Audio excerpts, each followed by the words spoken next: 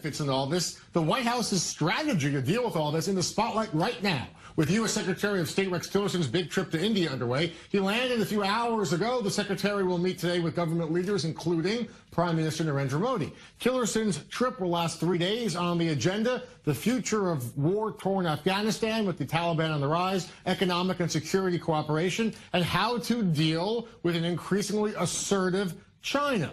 Now, Owen touched on that a few minutes ago. Let's go now to New Delhi. I'm joined now by Samir Saran. So do you think that the U.S. is trying to gain this foothold in the region? They want India as a partner to deal with the evolution of China's growth worldwide.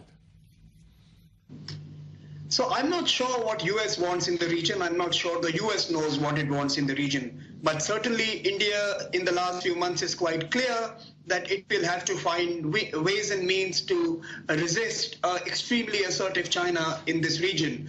You heard about the face-off in the Himalayas, a 73-day long standoff, which in my view was resulting from India's inability, or rather the unwillingness to accede to the Belt and Road Initiative and to play ball with the Chinese plans for the region. I'm quite sure the US is beginning to realize that it can't push back against the dragon alone. And in that sense, perhaps this particular trip to visit to India is the first time US is coming clean on speaking about a partnership that can continue to sustain and support a more open, plural, and liberal political order in this part of the world. So, what about the issue of Afghanistan? America clearly stepping up its involvement in Afghanistan, sending thousands of more combat troops. Obviously, it's an important country in the region. India sends a lot of aid to Afghanistan. What's the hope moving forward there?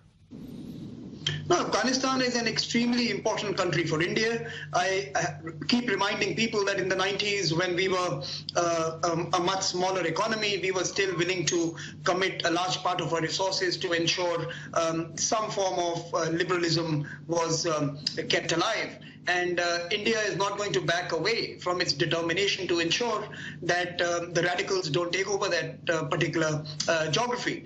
The US shares similar views. The problem is US also has its own political complications in Pakistan. It also has to ensure that they don't push Pakistan too hard, lest it completely moves over to the side of the Chinese. So the US is going to have to play a balancing act.